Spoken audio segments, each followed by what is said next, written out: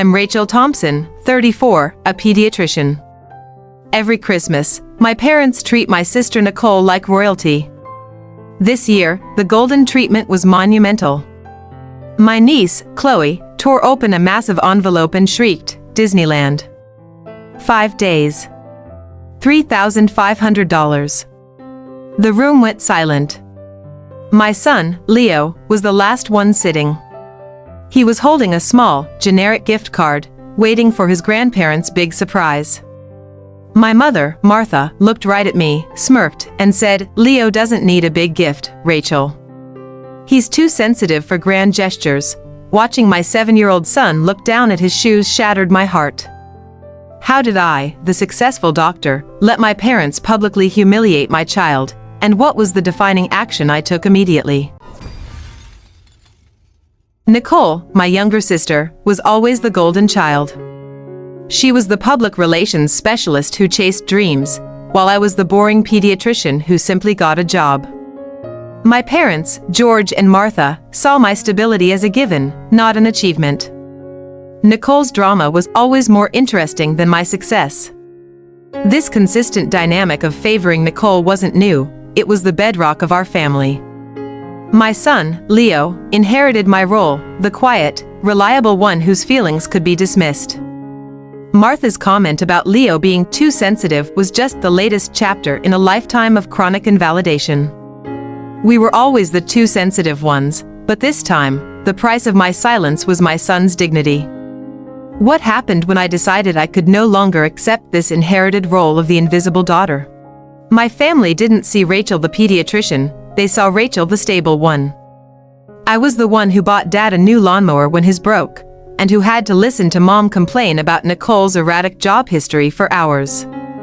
I was the emotional sponge and the financial backup plan, the anchor to Nicole's chaos. I ran a successful practice, treating children and saving lives, yet my achievements were always framed as boring compared to Nicole's latest public relations campaign. My success meant security, which meant I could be taken for granted.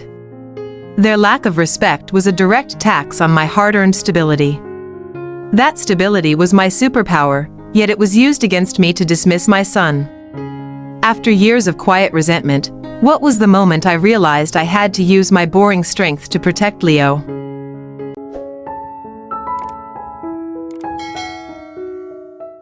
I found my true passion early, medicine, specifically pediatrics. I was excited, spending nights in the lab, driven by purpose. But when I called home with my acceptance letter, Mom only said, "That's nice, dear. Nicole just landed a big public relations client." My achievement was minimized instantly. The sacrifices I made, the debt, the long residency hours, were invisible to them.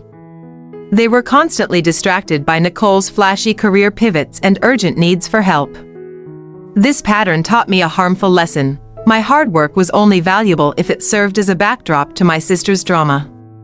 That lifelong lesson of dismissal reached its bitter climax when it was inflicted on my son. How much pain did I have to endure before I realized protecting Leo was the same as finally protecting my inner child?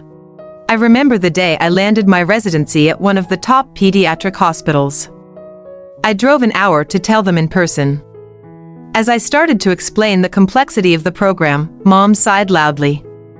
"That's wonderful, but can we talk about Nicole? Her public relations firm is laying off staff, and she might not be able to afford her luxury apartment." Suddenly, my hard-earned residency became secondary to Nicole's self-inflicted crisis. Dad quickly changed the subject, asking me about the cost of living in my new area, implying they might need my spare room for Nicole. It was never about celebration, it was about confirming my availability as the safety net. My entire life became a backdrop for Nicole's drama, but I accepted it. Why? Because the hardest thing to admit is that you desperately want the love of people who refuse to see your worth. But what was the final, devastating way they used my success against me? I drove home that night, fighting a furious, silent battle with myself. I told myself, Mom is just stressed about Nicole. Dad is just trying to protect the family. I always manufactured excuses for their cruelty, internalizing the anger because it was easier than accepting the harsh truth. They just didn't care about my news. This constant emotional dismissal cost me dearly. I started doubting my achievements, feeling like my residency was only good because it made me useful to them. My personal success had zero value if it didn't solve a problem for Nicole. The joy I should have felt was replaced by the dull, familiar ache of being eternally secondary. I was the dutiful daughter, but when they directed that toxic dismissal at my son at Christmas, my decades of internalized pain finally erupted. What was the exact moment I saw the damage in Leo's eyes and knew I had to choose him over them? I worked harder than ever, convinced that enough achievement would eventually earn their respect. I did double shifts to pay off my debt faster. But the sacrifice wasn't just my time, it was my energy to fight their narrative. I was determined to prove my worth through action, not through arguing with my parents. The hardest part was raising Leo while being constantly depleted. I tried to shield him from the family dynamic, compensating for the lack of grandparent attention with extra love and special outings, like our annual trip to the Science Museum. I poured everything I had into making sure he felt seen, even when I didn't. I thought my determination could overcome their dismissal, but the truth is, you can't out-earn a toxic dynamic. What happened when my decade of sacrifice was dismissed in one cruel Christmas moment? And how did I find the courage to finally prioritize Leo over the family myth? I would sometimes stand in my own office, looking at my medical degree, and feel nothing but emptiness. My success felt like a hollow trophy because the only audience whose approval I truly craved, my parents, treated it like a utility bill they had to pay. I started questioning, was I really just the boring one? This pattern of self-doubt was my emotional low point. I became adept at swallowing my resentment, prioritizing family peace over my own dignity. I convinced myself that being the stable daughter was my only value to them, and that was enough. It was a lie, and that lie allowed the Disney trip incident to happen. That lie shattered the moment Mom opened her mouth and inflicted my pain on Leo. How far does a mother have to be pushed before she stands up, not just for herself, but to become her child's fiercest protector? The fundamental question shifted after years of enduring their disrespect. It wasn't about whether I deserved better, it was about whether Leo deserved better. My moral compass finally swung away from protecting my parents' feelings and toward protecting my child's developing self-worth. It was a clear, cold decision. I am a doctor. I protect the vulnerable. I realized that the only thing unfair was my prolonged silence. My sense of obligation was a form of self-sabotage that extended to my son. I made a solemn vow, never again would Leo be used as a prop in the background of their favoritism. The only person I needed to please was the little boy whose hand I held. The internal fight was over. I was finally ready to act. But what was the immediate, unexpected action I took that Christmas Eve that stunned my entire family into silence?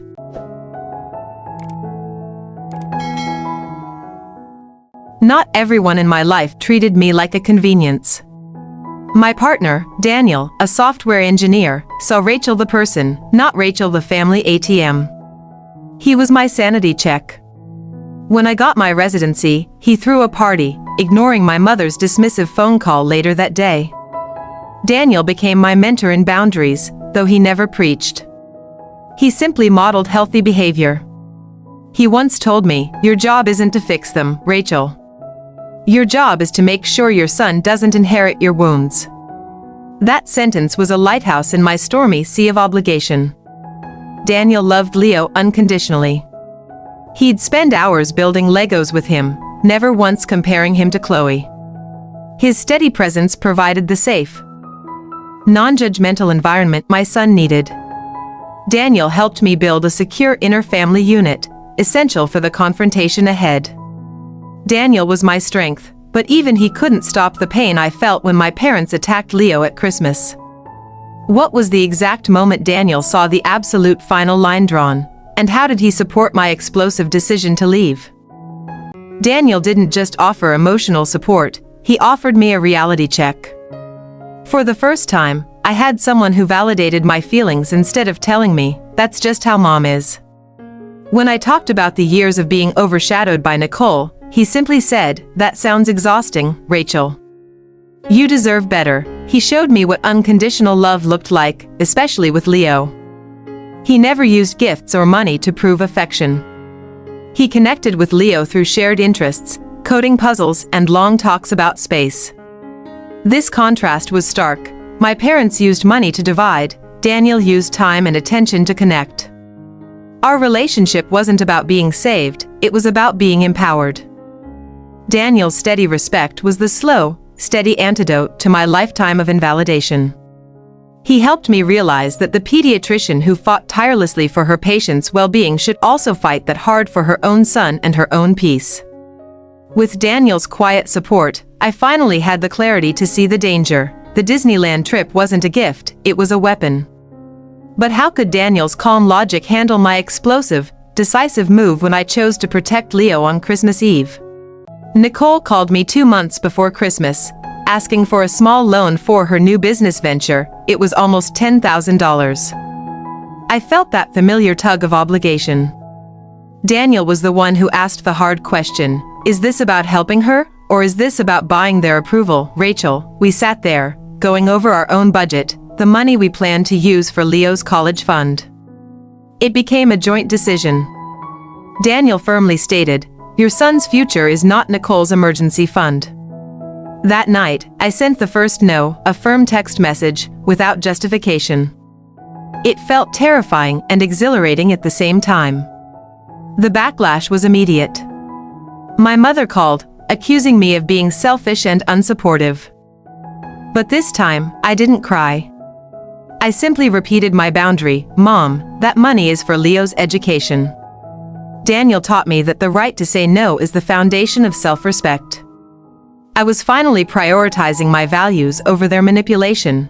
My first no set the stage for war, and the Disneyland gift was their first strike. Knowing they were already furious, how did my parents escalate their punishment at Christmas, and how did I respond to their final, public betrayal of my son? Despite the tension from my no to Nicole's loan, I still clung to the annual Christmas hope. "Maybe this year they'll be different, Daniel," I told him while wrapping a small, thoughtful gift for my parents. I genuinely wished for a peaceful, normal holiday, where my family could just enjoy the stability I provided. Daniel, however, remained grounded. He didn't share my optimism. He said, "Rachel, they only use this setting to reinforce the hierarchy. They haven't forgotten your refusal, and Christmas is the perfect stage for passive aggression." His words made me uneasy, but I dismissed them, desperate to believe that Christmas magic was stronger than their toxicity. Leo was, of course, bubbling with excitement. He had drawn a picture for Grandma Martha, a detailed rendering of the family, including his little corner. His innocence was the most painful part. He still hoped his grandparents would see him. I vowed to myself that even if they failed him, I wouldn't. My desperate hope was about to be obliterated by a $3,500 Disney trip. But what was the critical piece of information I missed, and how did my mother turn a children's gift exchange into the ultimate, personal rejection of my son? The day before Christmas Eve, the house was a minefield. I tried to help Mom with the decorations, but she kept making pointed comments about how some people had become too busy for family. My recent no to Nicole's loan hung in the air like an unexploded ornament. Then Nicole arrived, dramatically late, complaining loudly about her brutal public relations schedule. My parents immediately fawned over her, completely ignoring my presence and my quiet help. I watched the dynamic unfold. They reward chaos and punish stability. It was the same old script, but this time, the stakes felt higher. I desperately wanted to leave, to protect Leo and myself from the inevitable emotional tax of the evening. But the desire for a normal family Christmas was a cruel anchor. I kept thinking, just get through the gift exchange. Just survive. I was sacrificing my personal peace for a validation I knew would never come. I thought I could just survive the night, but the Disneyland gift proved me wrong. It wasn't just a gift, it was a deliberate counterattack to my no. What was the exact moment I saw the damage in Leo's eyes, and how did I finally stand up for my son and myself? I saw the precise moment my son's spirit broke. Leo, my sensitive 7-year-old, looked down at his shoes, confirming my mother's cruel assessment: he was invisible. The $3,500 trip wasn't just favoritism, it was retaliation for my financial no to Nicole, weaponized against my child. My voice, usually quiet and composed, came out low and shaking. "Martha," I said, addressing my mother by her first name for the first time in front of everyone. "You have crossed a line. You do not talk about my son like that. Ever." Nicole stopped cheering. The room went dead silent, except for Chloe's confused giggle. Mom, recovering quickly, played the victim. "Oh, Rachel, you're being hysterical. It's Christmas." Nicole and George just wanted to give Chloe something special. She tried to dismiss my pain, the way she always had, suggesting I was overreacting. But I stood my ground, gripping Leo's small hand. I refused to let her minimize the damage this time. But confronting them wasn't the end of my retaliation, it was just the first step. What immediate, final action did I take to remove my son from that toxic environment, and how did I turn that departure into a powerful declaration? I looked at Daniel, and he gave me a slight, affirming nod. It was time. I didn't raise my voice again, but I made sure every word landed. "Leo and I are leaving. And Mom, the money you spent on that extravagant trip, the money I refused to give Nicole," that was a clear statement. "Now, I am making mine." My father, George, finally intervened, stammering, "Rachel, don't be ridiculous. It's Christmas." I turned to him, my eyes clear. "You consistently confuse my stability with my obligation, Dad. You have chosen the golden child, and that's fine. But Leo is my priority. My job is to protect him from your toxic favoritism." I didn't wait for a response. I took Leo's hand and walked out the door, with Daniel following. The silence of the house was replaced by the cold, crisp air of freedom. As we drove away, I looked back once. I wasn't just leaving a party, I was leaving a lifetime of emotional debt. That was the moment my true revenge began. My exit was the declaration of war, but the real power lay in my strategic silence afterward.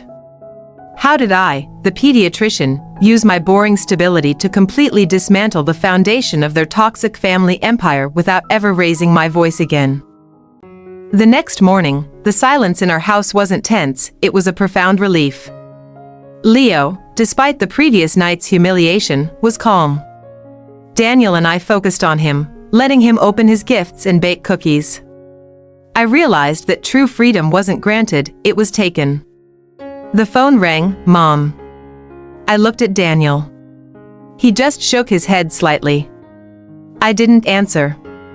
For years, I had jumped at their calls, ready to fix, fund, or comfort. Now, I chose silence. This wasn't passive aggression, it was a strategic withdrawal of the resource they valued most, my immediate availability. That afternoon, I contacted my lawyer. I formally revoked the contingency plan where I had agreed to cover Nicole's mortgage for 6 months should her job ever fail. I also updated my will, removing my parents as executors. I wasn't being cruel, I was securing my family's financial future against their entitlement. I realized my power wasn't in yelling, it was in my structured life. My career, my savings, my legal documents, all were tools of my independence. The further I pulled back, the clearer their financial dependence on me became. They were accustomed to my help, but now, the well was officially dry. My silence was the seed of my revenge. But how long did it take for my family, specifically Nicole, to feel the catastrophic financial consequences of my withdrawal, and what was her desperate first move to bring me back into their toxic orbit? For the next few weeks, my phone was a relentless source of drama. Texts from Mom went from "you ruined Christmas" to "your father is worried about you," then back to accusations of being unfilial. I read every message, but I didn't respond to a single one. This was the discipline of revenge, letting them exhaust their own emotional energy first. Nicole tried a different tactic, manipulation disguised as concern. She sent me a long email about how she felt sad that Leo missed his grandparents. It was never about my well-being, only about softening me up to tap the financial well again. I deleted the email. My will was iron. I would not allow them to project their guilt onto my son.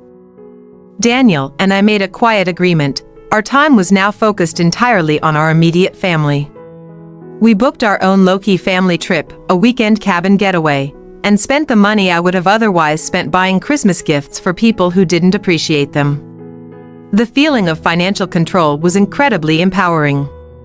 I knew the financial withdrawal was only the fuse. The explosion would come when Nicole's unstable public relations career finally hit the inevitable roadblock. I could almost hear the ticking clock. They needed my stability to function, and I had just removed the anchor, leaving their leaky ship vulnerable to the storm. The real drama began exactly 3 months later when Nicole's public relations world crashed and burned.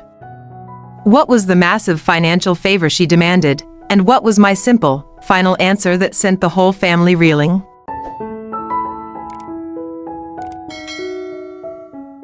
Three months after Christmas, the inevitable happened.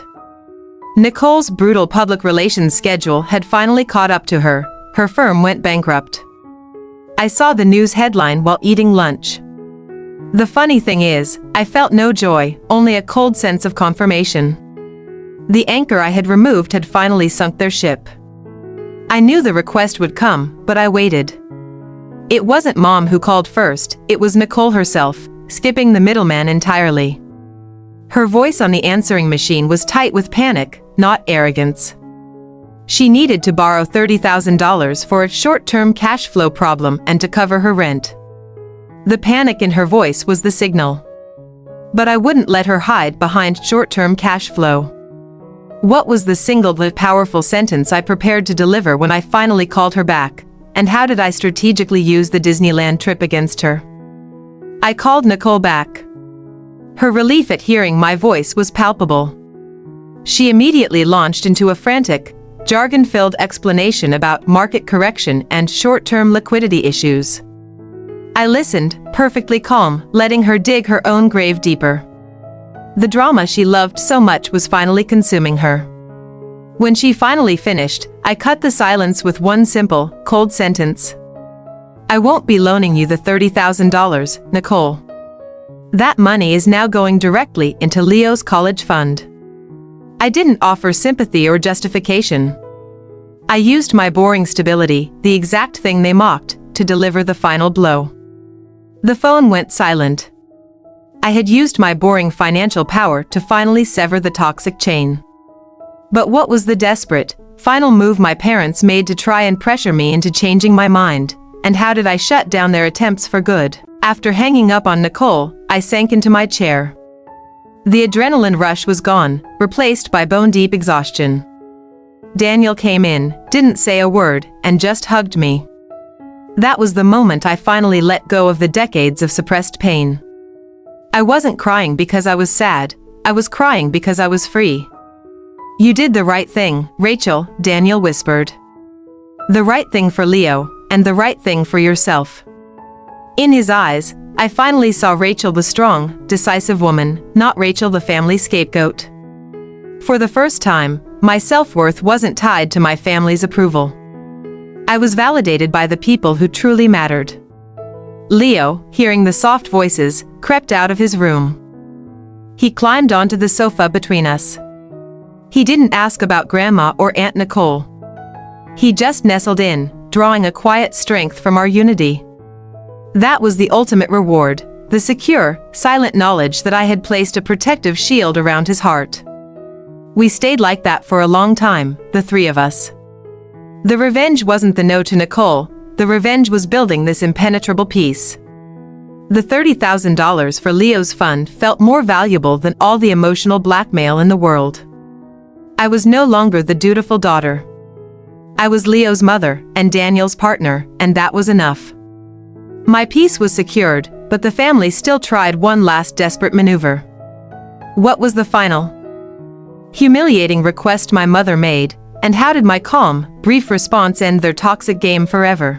I knew the last line of defense would be my mother, using guilt. She called me at work, tearful, claiming Nicole was now living in her basement and that my lack of sisterly support was cruel. She tried to frame my financial prudence as personal malice, but I was ready. I kept my response professional, cold, and brief.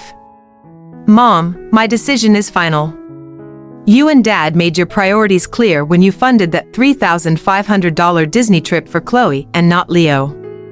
I am now prioritizing Leo's future just as clearly. Please don't call me about Nicole's finances again. That was the final curtain.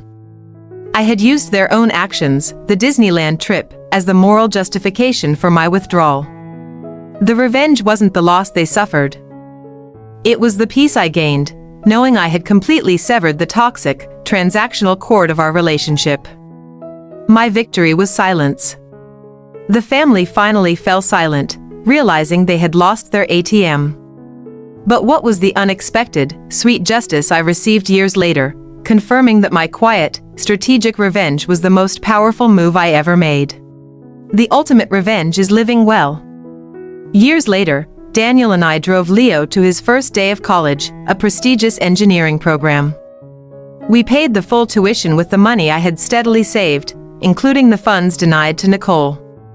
That day, looking at Leo's proud face, I realized the full victory. Later that day, I received a Christmas card. It wasn't from my parents, we remained no contact. It was from a mutual acquaintance.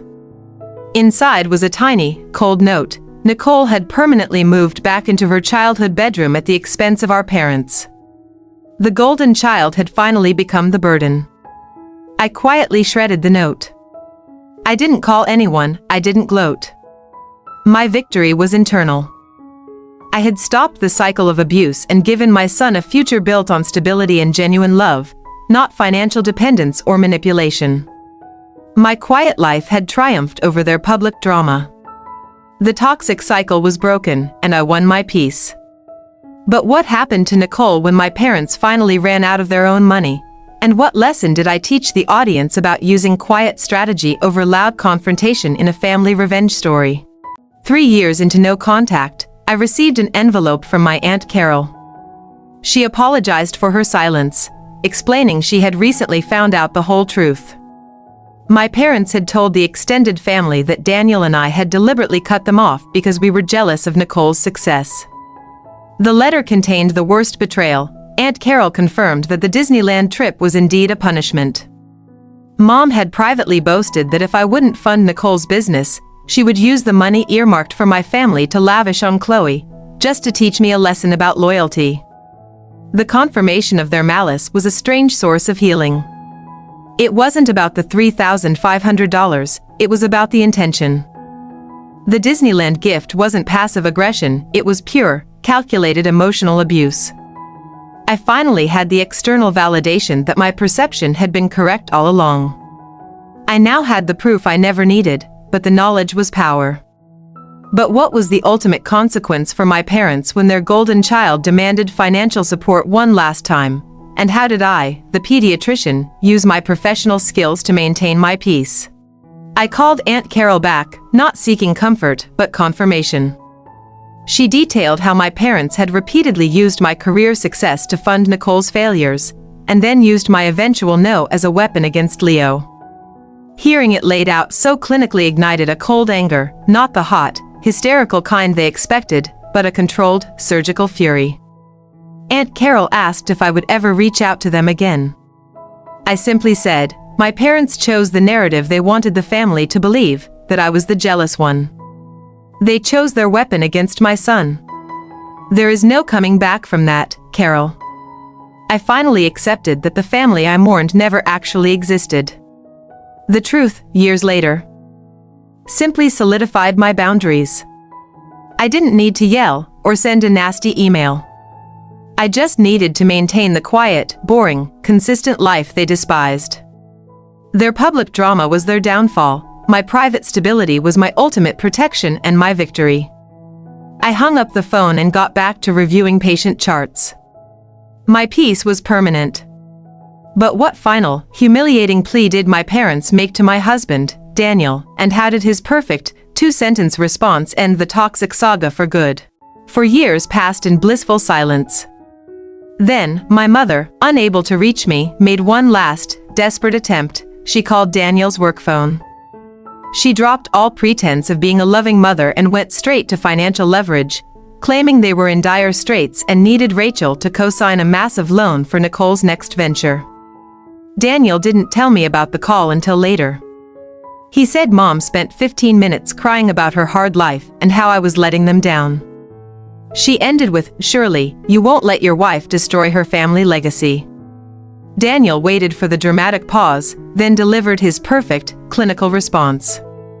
Daniel simply said, "Rachel's legacy is her son, who she protects."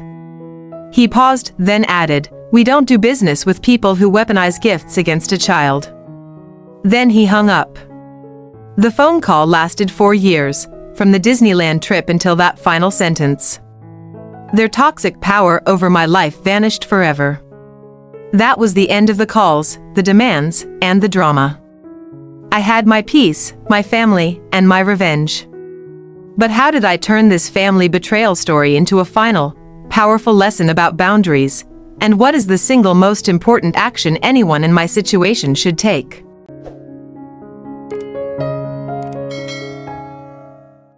People ask if I regret not confronting them louder, not having a big courtroom drama. My answer is no. Revenge isn't a single, explosive event, it's the quiet, strategic dismantling of their power structure. Their power was based on my compliance and my money. When I withdrew both, they had nothing. As a pediatrician, I learned to treat the cause, not just the symptom. The symptom was the Disney trip. The cause was the toxic favoritism and entitlement. My solution wasn't yelling, it was building an impenetrable boundary around my nuclear family. My success became their ultimate punishment, because it meant I didn't need them. My peace is permanent now. I taught my son that his worth is unconditional, not a prize to be won with money or performance. Daniel and I share a quiet, powerful understanding. The greatest revenge is to simply move on and build the beautiful life they tried so hard to destroy. The choice is always yours. But if you're trapped by toxic family dynamics, what is the single, non-negotiable step you must take today to start reclaiming your peace and building your own quiet revenge? We had enjoyed 3 years of blissful, quiet life, but toxic families always seek to re-engage. One Tuesday evening, the silence was shattered by an unknown number. My stomach twisted, but Daniel calmly checked the caller ID. "It's Mom's burner phone," he murmured. The old patterns of anxiety briefly resurfaced, but this time, the fear was quickly replaced by a sense of controlled anticipation. The voicemail confirmed my suspicions. Nicole had lost another job, this time spectacularly, and she needed urgent help. The tone was no longer arrogant, it was desperate and demanding, citing a looming foreclosure on her new rental property. They needed immediate co-signing to prevent total financial ruin. Daniel glanced at me, and I shook my head slightly. No response. I remembered the pediatrician's wisdom, don't reward the crisis behavior. They manufactured this drama because they knew I would always rush in to fix it. This time, I chose to let the natural consequence, the financial collapse, be the lesson. I took the phone and quietly pressed the delete button on the message. The physical act was incredibly satisfying. It was a tangible erasure of their attempted manipulation. I looked at Daniel and smiled. We got back to our evening, secure in the knowledge that their chaos was no longer our responsibility. Deleting the message was the first step. But how did my parents escalate their demands when they realized I was unreachable? And what was Daniel's final, devastatingly effective response that sealed the boundaries forever? When I didn't respond, my parents panicked and went directly to Daniel's office, a blatant boundary violation. They cornered him during his lunch break, using a mix of tears and legal threats. My father kept repeating, "She has an obligation. You are breaking up our family over a disagreement." Daniel, however, remained a rock. He didn't engage with their emotional demands. He simply stated, "I support my wife's decisions 100%. Her focus is solely on the safety and well-being of her son, Leo." He made it clear that they were not just fighting me, they were fighting a united front. My mother then tried the final card, appealing to my love for her. She wailed, "You are losing your daughter. Daniel. Tell her to call us, for the sake of the family." Daniel looked her in the eye and delivered the ultimate blow, his voice perfectly calm, professional, and entirely detached. Daniel's reply was simple, echoing the previous conversation. Rachel's focus is Leo's future.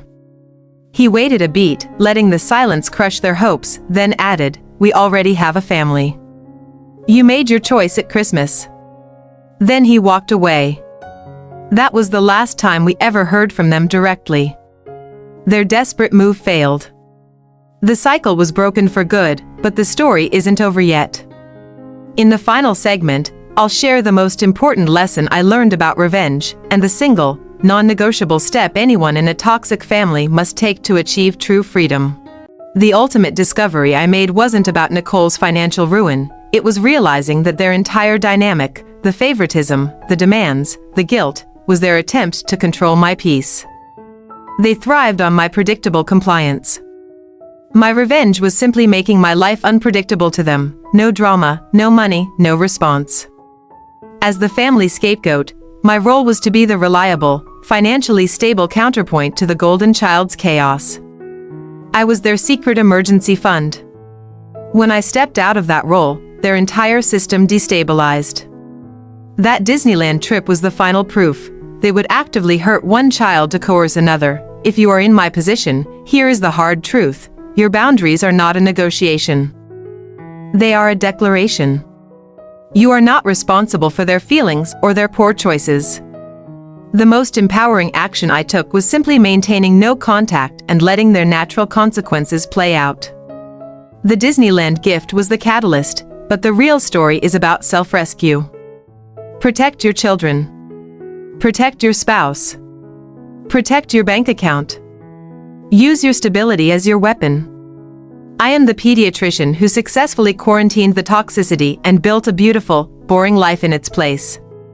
The choice is always yours. But if you're ready to start your own quiet revolution, what is the single, non-negotiable step you must take today to reclaim your peace and build the beautiful life they can't touch? For anyone out there trapped in the golden child/scapegoat dynamic, I see you. You are probably the rock, the fixer, the one holding the chaotic structure together. But you are not obligated to carry their burdens. Sometimes, the kindest thing you can do for yourself is the cruelest thing to them, walking away and allowing them to face the consequences of their own choices. My tool of revenge was my professional, steady life. They called it boring because they couldn't control it. Your stability is your ultimate weapon. Financially, legally, and emotionally, make yourself impervious to their demands. Update your will. Protect your assets. Create legal distance. These quiet, unromantic actions are the foundation of your future freedom. The single, non-negotiable step is no contact. That is not a temporary break, it is a permanent seal. Every time you answer the phone, you open the door to chaos. Every time you explain yourself, you validate their right to judge you. Silence is the absence of fuel. Let their fire burn itself out, far away from your peaceful life. My family is Daniel and Leo. They are my chosen legacy. My revenge wasn't against my parents, it was for my son. It was about showing him that toxicity is not inevitable, and that you have the power to define who you are and who you allow into your sacred space. Never let guilt be the chain that binds you. So, look at your situation. Are you the bank? The therapist? The punching bag? Take the power back. Your quiet, stable life is the loudest, most undeniable statement of victory you will ever make. It is your true revenge. Now, go build that boring, beautiful life. What does true freedom look like? It looks like a life they can't touch. Now that you have the strategy, tell me, What is one boundary you are committing to setting today to start your own quiet revolution?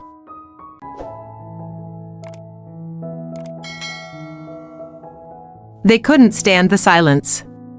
2 weeks after Daniel's final word, the doorbell rang persistently. I opened the door to find my parents and Nicole standing on my porch, an unannounced siege. My mother was tear-streaked, my father looked grim. Nicole, as always, looked entitled and deeply inconvenienced by her own poverty. I didn't invite them in. I blocked the entrance with my body. My mother immediately bypassed niceties. "Rachel, you need to sign this loan document today. Nicole is losing the apartment. You owe us this after everything we've done for you." The sense of obligation they wielded was their last, desperate weapon. Daniel came up behind me. His presence was my shield. I looked directly at Nicole.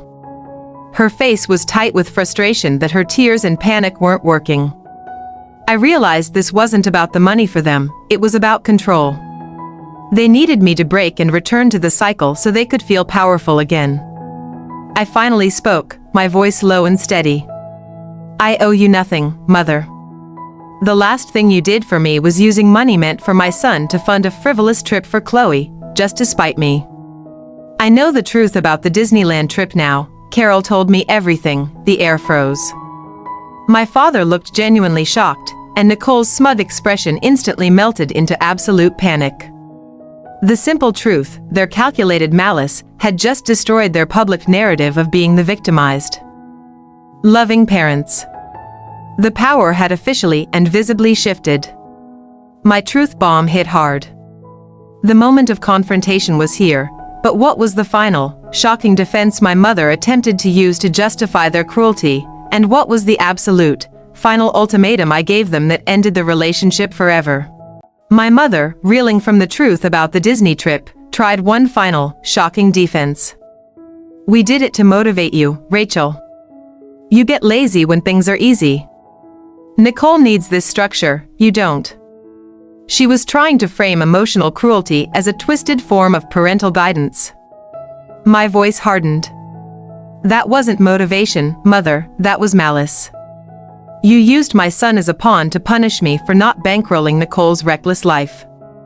You don't get to spin that. Daniel and I have zero tolerance for emotional abuse." I felt a clarity I hadn't known my entire life. I pointed firmly away from my door. "This is my home. This is the last time you will ever come here. You chose Nicole's debt over my family's peace. You chose abuse over honesty. You have no place in our lives." I turned to Daniel, who opened the door just enough for them to leave.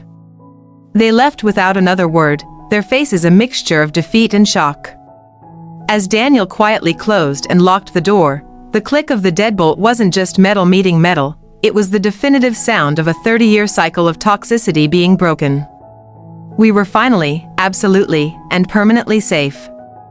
The door was locked, and the drama was over. I won my peace, but what was the biggest, most crucial lesson I learned about using financial stability as revenge? And what is the one strategy you must adopt today to find your own permanent freedom? We needed to close the loop. I called Aunt Carol, who was initially terrified to hear from me. She confessed that Mom and Dad had called her, frantically denying everything and demanding she lie about the Disneyland trip. Hearing their continued manipulation cemented my decision. Carol then surprised me. Instead of pity, she offered relief. "Rachel, I'm so proud of you. I saw how they treated you. You finally stood up for that little boy." Her words lifted a weight I didn't know I was still carrying, the need for validation from the outside world. I wasn't just justified, I was supported. That call marked the creation of my new inner circle. It wasn't just Daniel and Leo, it was now Aunt Carol. My chosen family. We spoke briefly about Nicole's financial mess, now a public disaster for my parents to clean up. The burden had successfully been placed back where it belonged. The biggest lesson? When you set a boundary, your true allies will step forward. If your entire support system deserts you, they weren't your support system to begin with. Seek out those who celebrate your peace, not those who demand your compliance. That is the final act of self-rescue. My peace was permanent, and my allies were strong. But in the ultimate reflection, what is the single, non-negotiable step that gives you the power to walk away from any toxic relationship? And how can you use quiet strategy to achieve your own true revenge?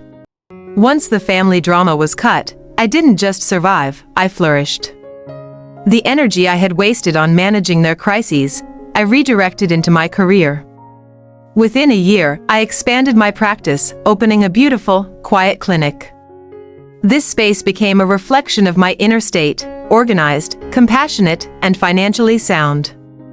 I realized that the stable, boring life they mocked was actually my superpower. My patients trusted me because I was reliable. My business thrived because I made responsible choices, the very opposite of Nicole's impulsive chaos. The joy I found in healing others was the truest, most authentic form of self-worth. I no longer worried about a frantic phone call or an unannounced visit. My anxiety levels dropped to near zero. I had replaced the crippling need for their approval with quiet, earned confidence. I was a successful doctor, a dedicated mother, and a happy wife, titles that needed no validation from my toxic family. My financial stability wasn't just about my income, it was about the ironclad legal and financial buffer I built. I ensured all my assets were secure, my will was updated, and no one, especially not a desperate relative, could ever touch Leo's college fund. My fortress was complete. My new life was the revenge they couldn't stand. But what was the final, devastating piece of news I received about Nicole that confirmed their ultimate failure? And what is the single most important action I advise you to take to secure your own peaceful future? About a year after the porch confrontation, I received an impersonal email from Aunt Carol. The news was short: Nicole's financial collapse was complete. She had lost her final business venture and was officially bankrupt. She was back living with my parents full-time, a permanent, unsustainable burden. My reaction was neither joy nor sadness, just a serene detachment. The system they created had finally devoured itself. They had prioritized the golden child's endless demands over the scapegoat's steady, honest support. The consequence was that the golden child became the anchor dragging them down. My final advice is this: secure your exit strategy. Your financial and emotional independence is the only guarantee of your peace. The revenge isn't the downfall of the toxic people. The revenge is waking up every day and realizing they no longer have the power to ruin your morning. The Disneyland gift was the last time they ever controlled me. My final victory was closing the door and investing that energy into my real life, a successful career, a loving husband, and a confident son. That is the definition of true freedom. True freedom is within your reach. What piece of my story resonated with you the most, and what is one small, strategic boundary you can set today to start building your own beautiful, boring, unbeatable life? Setting boundaries didn't just push out the toxic, it created space for the healthy. Aunt Carol became a regular part of our lives. Her presence was proof that not all family members were complicit. We weren't just rebuilding a relationship, we were actively constructing a functional, respectful family dynamic. One evening over dinner, Carol confessed how Mom and Dad had systematically isolated me over the years, controlling the narrative. Her validation was crucial.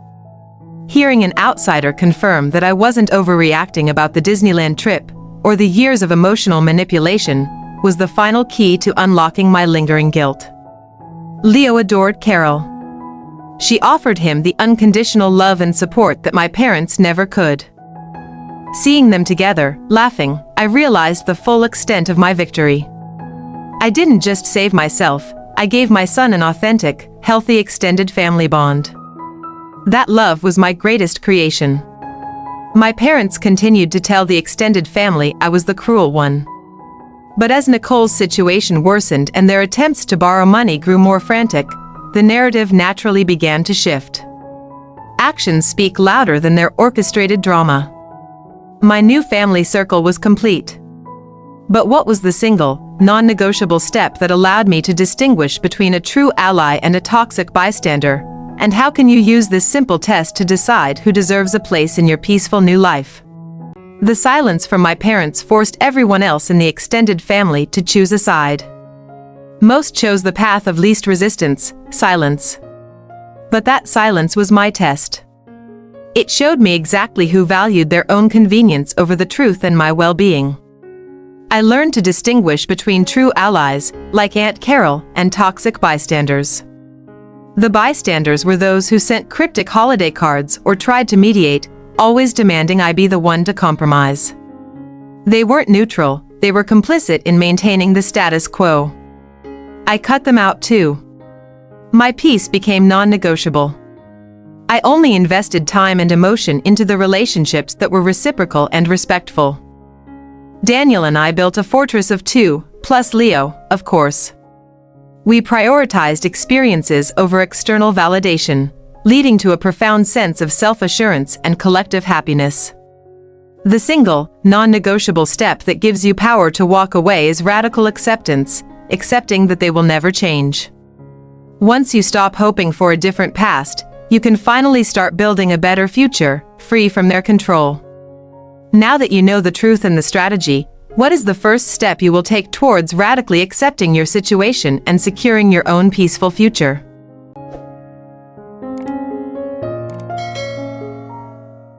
People think a revenge story ends with a dramatic reveal or a courtroom victory. That's just TV. In real life, the most powerful revenge is silent, strategic, and self-focused. It's about building a life they can't touch. The Disneyland trip was a trap. My escape was the ultimate victory. Lesson 1. Financial independence is non-negotiable.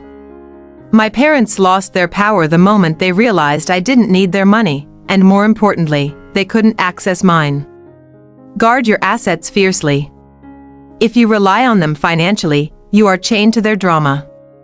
Secure your exit. Lesson 2. Boundaries are declarations, not discussions. Do not negotiate your peace. Lesson 3. The truth is your shield. Knowing the full extent of their calculated malice, the Disney betrayal, didn't hurt me, it freed me. Stop justifying their actions and start calling them what they are: abuse and manipulation. Lesson 4. Protect your children ruthlessly. Toxic people use children as leverage. The moment my parents tried to hurt Leo to control me, the game was over. Your greatest revenge is raising a child who is emotionally healthy, secure, and completely unburdened by the toxic cycles you broke. Lesson 5. Radical acceptance leads to action.